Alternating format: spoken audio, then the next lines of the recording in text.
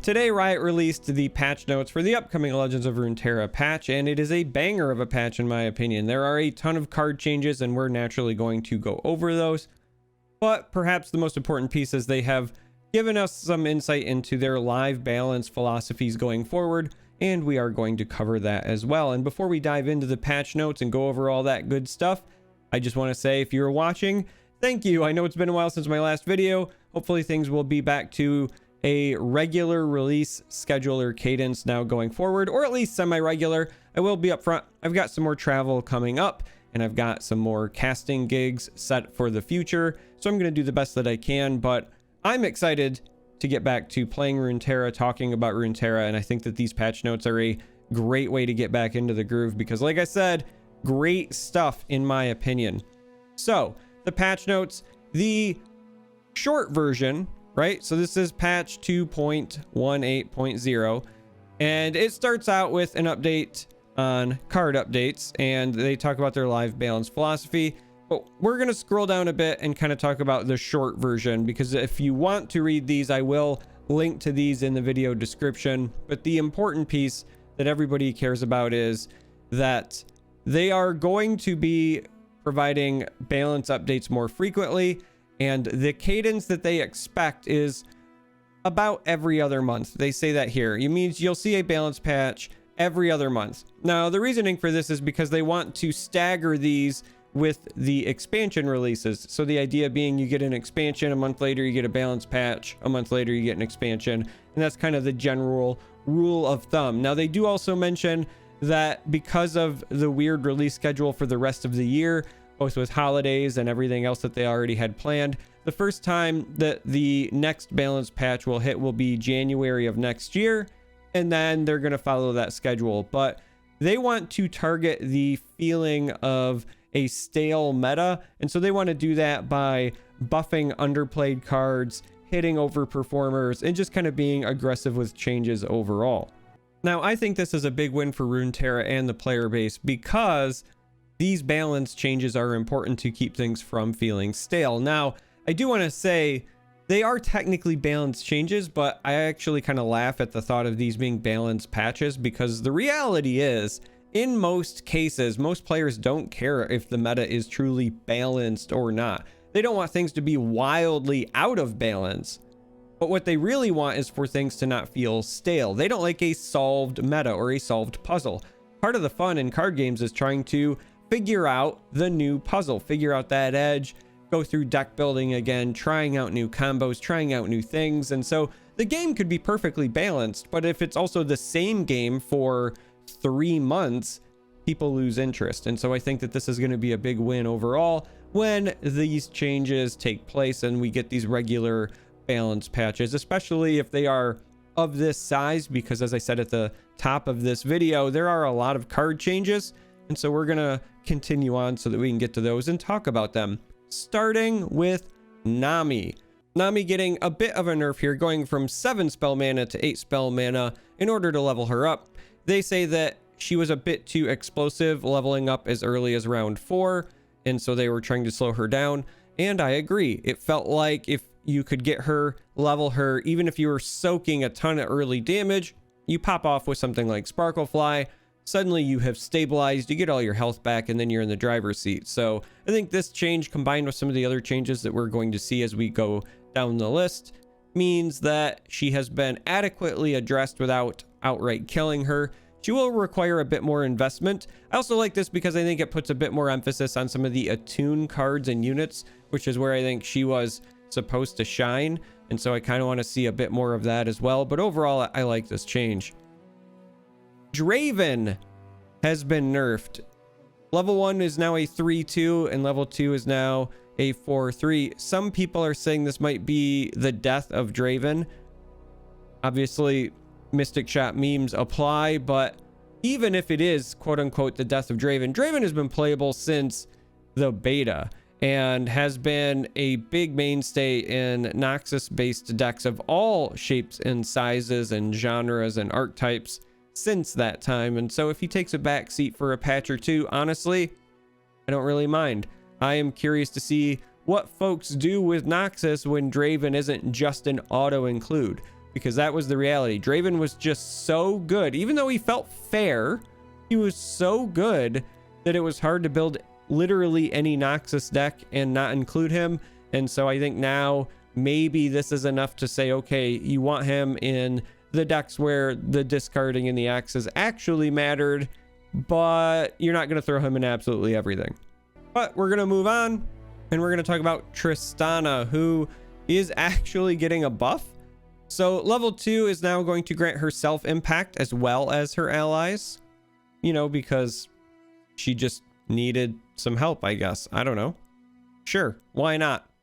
Little help. They say a little extra help.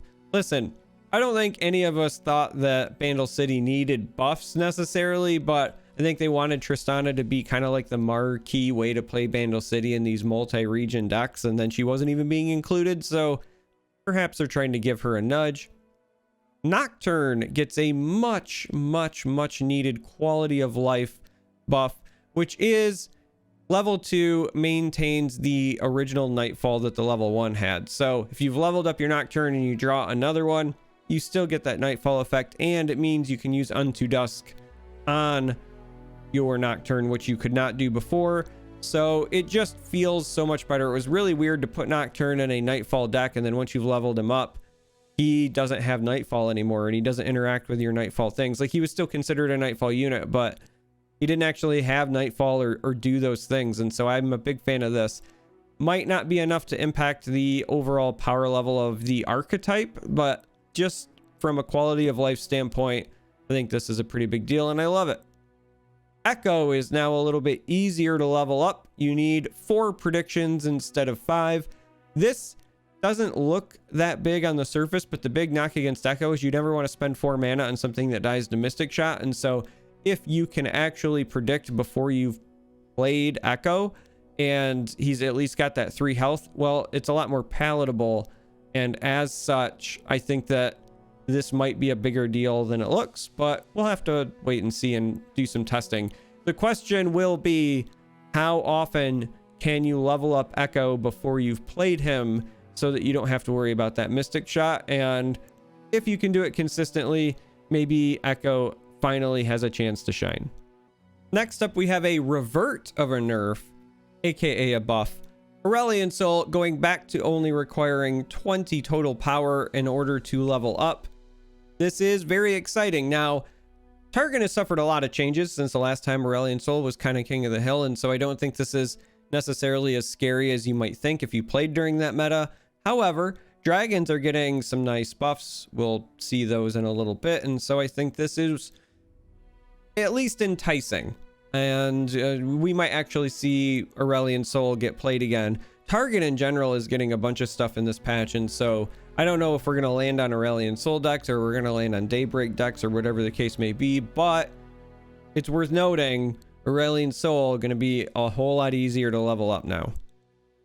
Speaking of easier to level up, we have Renekton, and this one is interesting. It's also a bit puzzling to me. It goes from needing to have dealt 12 or more damage to 10 or more, and the only reason it's puzzling is because that's not like a nice round number. 12 made sense. It meant that you successfully challenged with Renekton twice because he got +2/+1, and so if you challenged with him twice, he did 12 damage. Or you got 3 regular attacks in. So going to 10, because it's not a nice round number, what they're actually saying is that you get 1 regular set of damage in, and then you challenge once. So maybe you play Renekton, you challenge, you deal 6, then they attack into you and you get a block, and now you level up. That's what I'm guessing is the reasoning for the 10 damage number. But overall, easier to level up, so Renekton is happy, and it's another gift for Renekton. Assuming that you're not just turning off the video after I make that joke. We are moving on to Lux. I like these changes a lot. Lux is going from a 6 cost unit to a 5 cost unit, but losing 1 attack along the way. And I think that's fine because we didn't really play Lux for her attack anyway. So playing her a turn sooner is huge because now you can play her on 5 and then play a 6 cost spell on 6 to level her up. So you play her, she's got the barrier, she likely survives, then you go to the next round, you play your spell, and if they don't have an immediate reaction or whatever, then you level up your Lux. It's just a nice, smooth way to play this champion, and it's going to make her a lot less clunky.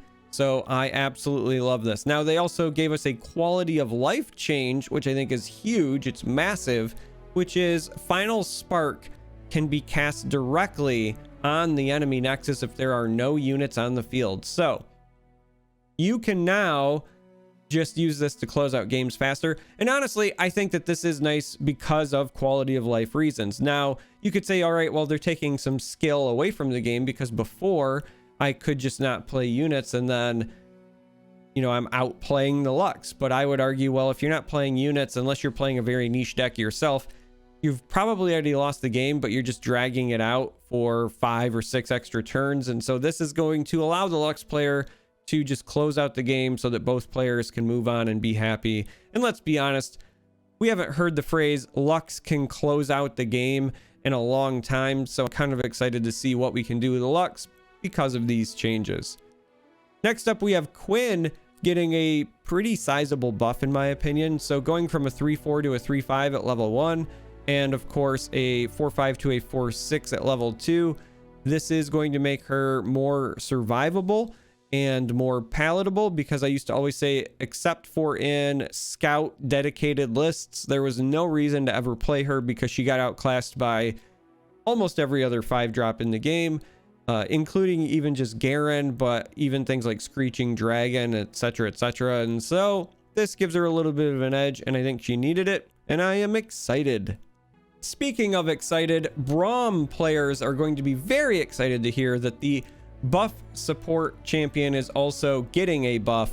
Braum at level 1 goes from a 0-5 to a 0-6.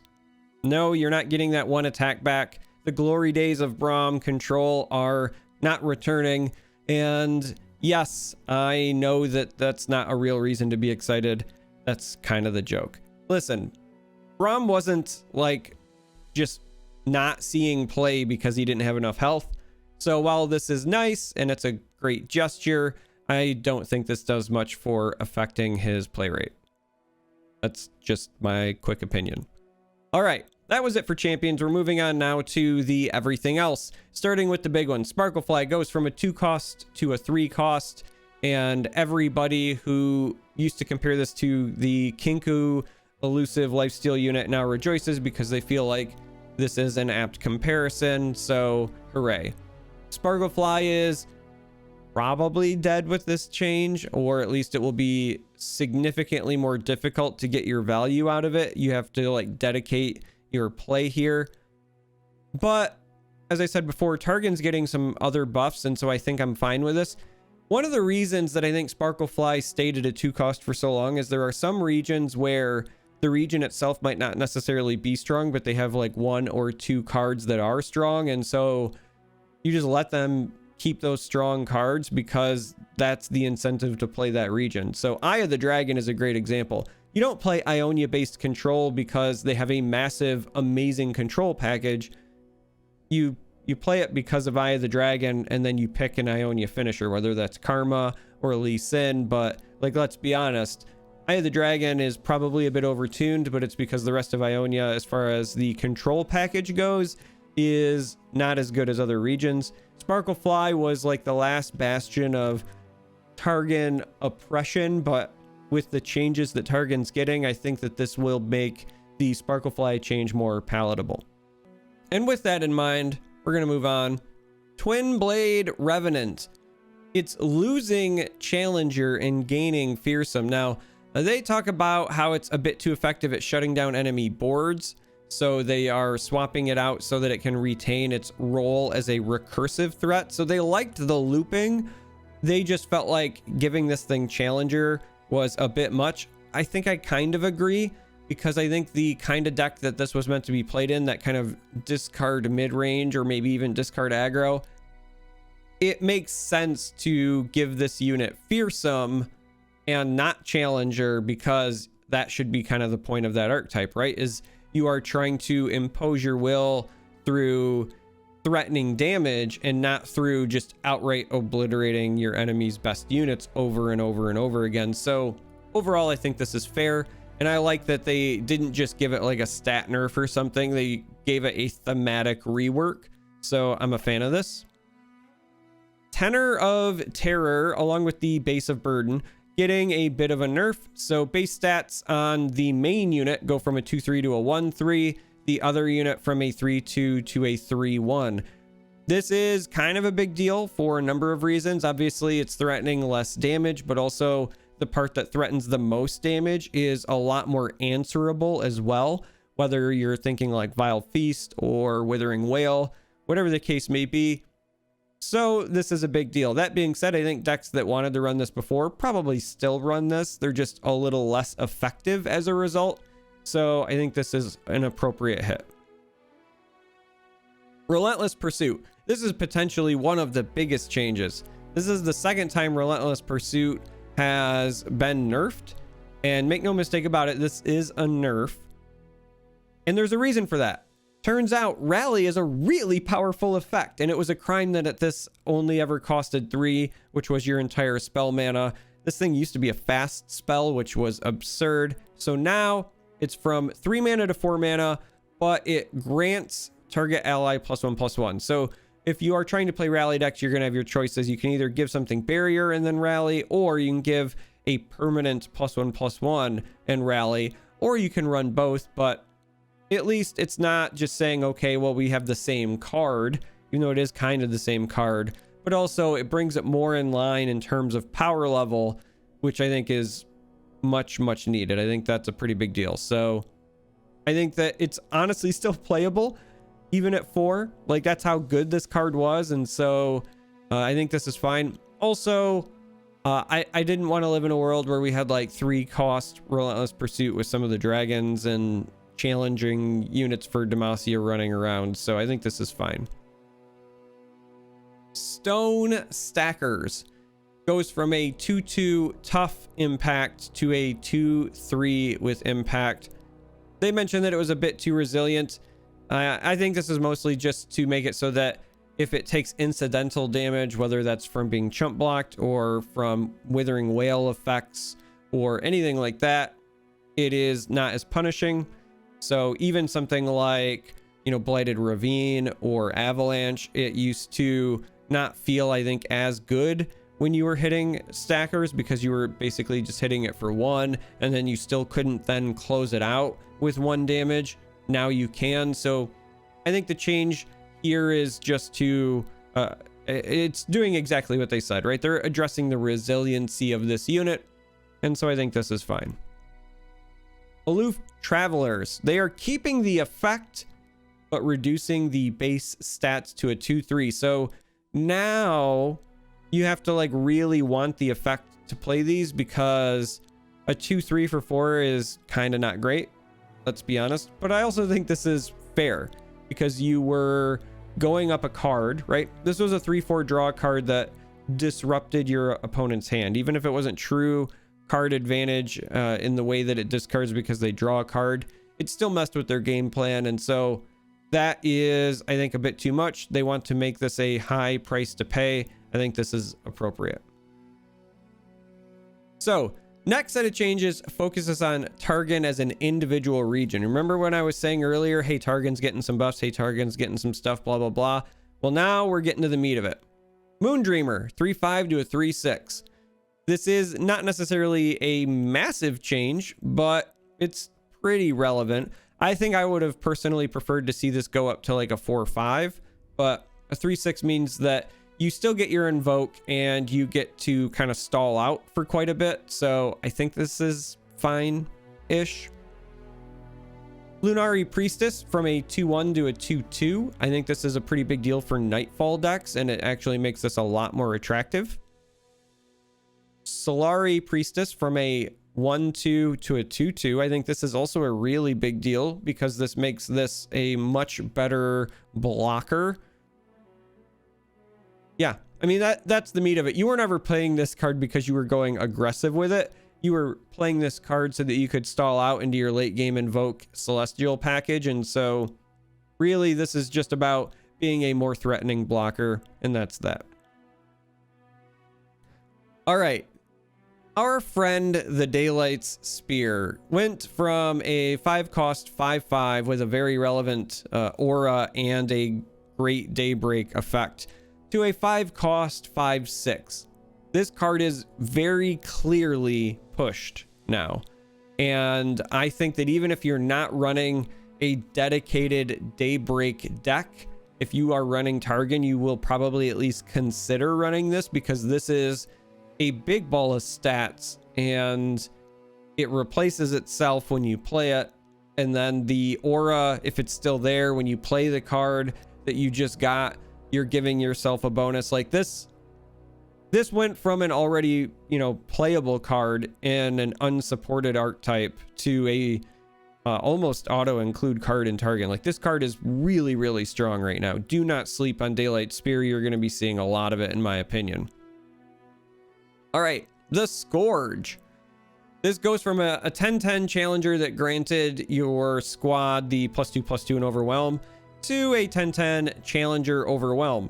In short, they're making it so that the Scourge here is a finisher itself without requiring you to have a full board. So like before, if you got the Scourge and you played it, if you didn't have other units to get the +2/+2 and the overwhelm, this could get chump blocked out and you didn't advance your game plan. So by giving this overwhelm, they're saying, okay, this is at least threatening in and of itself, and it can be a source of a win condition for you because it has challenger as well. So if they've got units that used to be great against the Scourge, right? If your opponent only had the Scourge and you had like a 1/1, you were like, great, I'll just chump block that. I ain't got to worry about this. Now they play the Scourge and you've got a 1/1, even if you've got a better blocker.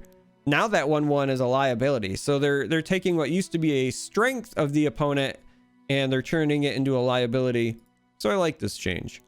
And that's it for the Targon changes, but I think that these are all very warranted. It makes me want to revisit the Invoke archetype when you take into account these and the Auralian Soul change. I think it's a pretty big deal. And then there's this, which is also just right up there with Auralian Soul. All right. Says next we have a few light buffs to help give folks a reason to love dragons again. Well, this is the only one that I needed. Like there's some other ones, but this dragon's clutch buff is massive. So it goes from draw 2 different dragons or grant dragon allies +1/+1 to draw 2 different dragons or grant dragon allies +1/+1 and overwhelm. So before, this card, in my opinion, I almost never ran it, and when I did, I only ever used it to draw cards. Now you have a reason to buff your squad, and even using this on a single dragon can be massive because this is insane on Screeching Dragon. Let me say that again. This is insane on Screeching Dragon. Screeching Dragon was already probably the best dragon, period.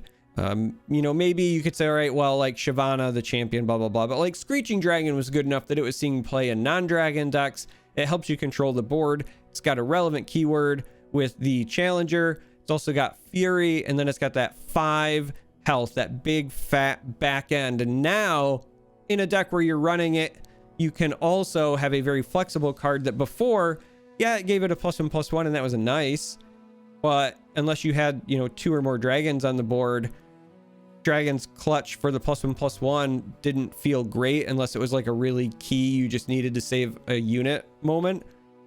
But giving that thing overwhelm, giving it the ability to go from something that just controls the board to being something that now threatens to close out a game, threatens your opponent, such a big deal. Because now you can say, all right, you know, Screeching Dragon used to just eat their best unit.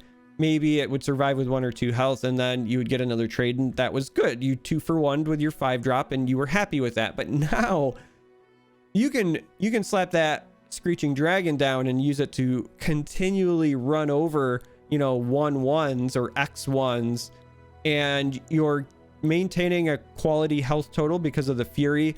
Your attack is going up because of the Fury, but you're also dealing damage to the enemy nexus along the way because of your overwhelm now. This is a huge change. I love it. This alone is enough to make me want to try playing dragons again. And then on top of Auralian Soul and the Targon changes, I am very, very, very likely going to be playing dragons, and I know I am not alone. So if they wanted to give folks a reason to love dragons again, they've done it, period. We have Ruined Dragon Guard. This goes from a 2/4 to a 3/4, and this is actually pretty relevant. This is a card that I really liked to try to mix in before, but it felt kind of bad because if you played a 2/4 for 3 and you're in Demacia, you're almost always going to be comparing it to Protege, which has Challenger, which is a very relevant keyword. And Ruined Dragon Guard is, you know, at a 2/4 with the aura, relying on other units to do things to get you that value. But now 3 cost 3/4 is not terrible. It's certainly playable, and I think that with the aura on top of it, you can feel a little bit better about including this over something like Protege. I don't know if it will be enough to actually stick in a dragon deck, or if you'll just go back to playing Protege because you need to maintain that board control in the early game. But at least now, like, I feel like I should consider it, right? Before it was kind of a no-brainer. At least now I'm like, maybe I will play Ruined Dragon Guard. Herald of Dragons from a 1/1 to a 1/2. I like this change. It's not massive because, let's be honest, you weren't trying to play Herald of Dragons to get into combat anyway. But the reason this is important is because it no longer just dies to like incidental stuff. It's not going to accidentally die to an Ice Shard. It's not going to be immediately picked off by a Vile Feast. Now they've got to invest something like a Mystic Shot or go a little bit further. And so maybe it is worth it to run Herald now. I don't know. We'll have to test it. But I like the biggest knock against this has kind of been taken care of with just a single stat point increase. All right, finally, miscellaneous buffs to round things out. That's right, we're still not done. Big patch, like I said. Faces of the Old Ones gets 1 more health, and it says to help revitalize Freljord ramp decks that have fallen by the wayside. All right, the reason that this one is important, you might look at this and say, I don't care, right? Like, why do I care that my O2 became an O3? The answer to that is Avalanche and Blighted Ravine, because now you can play Faces of the Old Ones on round 2 and allow that to ramp you into Ravine without then nuking the advantage that Faces of the Old Ones had just given you. That being said, they might still have a way to answer back, get that 1 damage in, but at least now they have to expend a resource or an action, or they have to do something to make that happen. So this is a lot more palatable to include, and I think that you will maybe see folks start experimenting with this as a result, because that's a pretty big deal to go into, you know, a ramped up Avalanche or a ramped up Ravine and then keep the unit. Vanguard Sergeant goes from a 3/3 to a 3/4. This is a big buff for elite decks because this was an okay unit. Like, sometimes you'd include a 1 of. You don't really want a ton of like 4 Demacias in your hand, so this was always a bit clunky because you never wanted to run it as a 3 of anyway, at least in my opinion, because nothing sucks more than staring at like 3-4 Demacias in your hand that you can't play because you are trading back and forth and you need to develop your board. But now you might not be losing your board as easily because of this 1 extra health, and so maybe you're going to have more opportunities to play that 4 Demacia and have that incentive to include this. I don't think this is going to like sweep through the meta, but I think it's at least a bit more attractive in the elite decks, and so I think this is interesting. Deaths and Ada. Change says damage dealt to all enemies now scales with darkness damage increases. When this card was first revealed, I said, you know, this sounds like a replacement effect, and if it is, then it's, you know, an okay card, but if it scales with darkness, it's insane. Well, this scales with darkness now, so it's insane. Deaths and Ada, at least as a 1 of, now belongs, in my opinion, in every darkness deck because this is bonkers. It is such a good board clear now you get a 7/6, and then you're going to get a 0 cost likely at that point in the game, right? Deal like 4, deal 5 to the entire enemy board. Seems really good. Really good. So this is a very big deal. All right. Says, additionally, we made rule changes to Trinket Trade, the Traveler, and Loping Telescope. So it's no longer going to be Looping Telescope. They are no longer able to find themselves when played, and moving forward, additional create cards will not be able to create themselves. So this is just kind of a big deal in terms of design philosophy. Now, that being said, like, Telescope can probably find the Traveler or whatever, but they can't find themselves. That's a pretty big deal. And I think that this is just a great quality of life change moving forward. Labs updates. As mentioned in the notes, it's a reminder that there are going to be some new experiments coming. So Saltwater Scourge and Ultra Rapid Draw are going to be cycled out. But as we know, there are going to be some, big PvE releases. So if I scroll all the way back up, just as a reminder to the roadmap, here in November, we have major PvE expansion, new themed event, Mega Event Pass. So I'm going to guess that we're losing Saltwater Scourge because we're getting something else that's going to be absolutely fun and insane. The new themed event I'm really hoping is geared alongside Arcane, the show that is coming out on Netflix, because I know some of the other games are doing some Arcane themed things as well. I'm really excited for the show. And so I hope that this is part of that, but major PvE expansion along with them cycling out. I think we can all kind of put 2 and 2 together there. This is also important. Round start effect update. Round start effects now resolve before game ending or unit killing effects. And this is a pretty big deal because essentially the way that it worked before, round start effects would resolve, but they would do it in a way that the active player had their stuff trigger first. And so the example they give is, I think, the important one, right? If 2 players had Bandle Tree at 10, it used to be that whoever the active player was would win, right? Now it's going to be a draw because they're all going to resolve kind of together, right? They all resolve and then it checks. So 2 people having a Bandle Tree at 10 will now result in a draw, whereas before, whoever was going to be the active player, meaning the one who naturally would get the attack token, they used to get the win. And I just wanted to highlight that because it might matter in your games. Miscellaneous changes. Unit keyword displays have been optimized for overlapping stuff. Ranked rewards are being distributed with this patch. It's going to be sad for me. I did not get to play a lot, so I'm going to have a long way to climb to get back to Master because I'll admit it, I didn't hit Master this season, gang.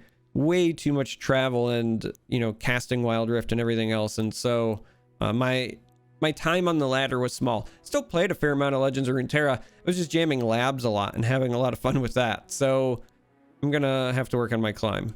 It'll be fun though.